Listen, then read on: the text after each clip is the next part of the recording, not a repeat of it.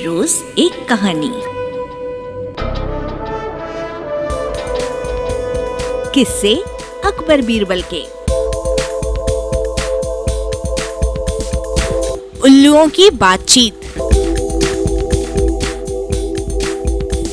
बादशाह अकबर को हास्य विनोद के साथ साथ और भी चीजों का शौक था।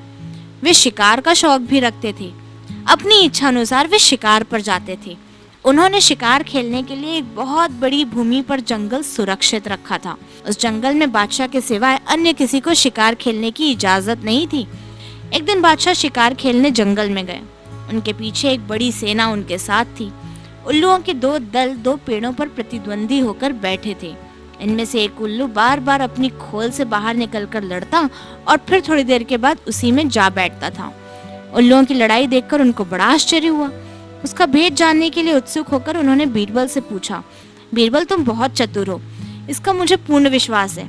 तुम पशु पक्षियों की भाषा जानते हो और उनके रहन सहन से भी अच्छी तरह परिचित हो। भला इन उल्लुओं में दलबंदी और बारी बारी का युद्ध किस लिए हो रहा है? बीरबल कुछ सोचकर बोले, बादशाह सलामत, इसका उत्तर कुछ कड़वा है। अगर आप नाराज ना हो तो मैं कह दूं। इसमें नाराज होने की क्या बात है? बादशाह ने कहा, जहां पना इन दोनों दलों में से एक लड़के के पक्ष का और दूसरी लड़की के पक्ष का है।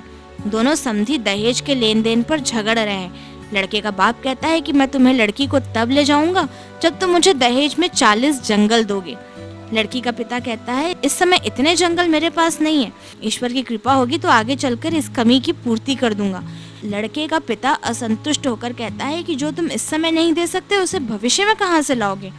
लड़की का पिता कहता है, हमारे बादशाह को शिकार खेलने का बड़ा शौक है। अभी तो इतने ही जंगल को सुरक्षित किया है, आगे चलकर वे बहुत से गांवों को उजाड़कर जंगलों में बढ़ोतरी करेंगे। तब तो मुझसे 40 की जगह 50 जंगल ले लेना। जहां पना ये पक्षी इस बात को लेकर झगड़ रहे हैं। बीरबल ने बादशाह अकबर को विस्तार पूर्वक समझाते हुए कहा। यद्यपि बीरबल की कही बातें कोरी गप थीं, फिर भी बादशाह पर उनका अनुकूल प्रभाव पड़ा। उनका मन शिकार खेलने की तरफ से हट गया। उनके शिकार के शौक के लिए जितने गांव उजाड़े गए थे, उन्हें बादशाह की आज्ञा से तुरंत बसा दिया गया।